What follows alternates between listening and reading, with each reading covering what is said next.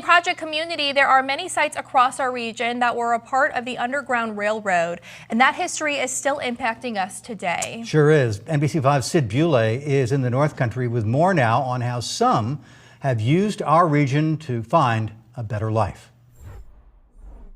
These reports kept bringing up this as being the new Underground Railroad.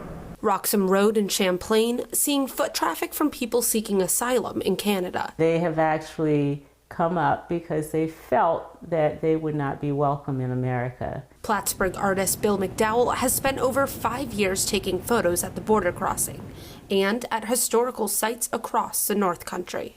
I'm hoping that the photographs inspire people to think about what their relationship is to immigration and to the history of people traveling through the North Country into Canada. The North Country's long history of helping those fleeing persecution dates back to the Underground Railroad. A lot of people really think that everyone went into Canada when they made it in this region.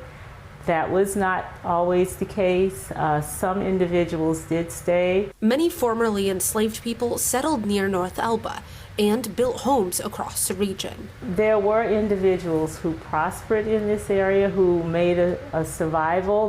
They survived here. They became a part of the community. And part of that community is living on to this day. But with asylum seekers still using the centuries-old route, McDowell is left with a question. Are there changes that we can make in the system to allow everybody more equity?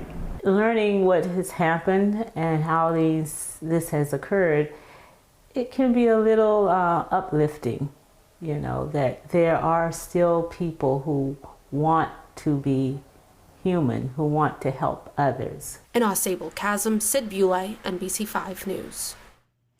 Well, if you're interested in learning more or becoming a volunteer, you'll find lots of information on the North Country Underground Railroad Historical Association. They have a website, and there is also a phone number and email that I hope you can read on your screen.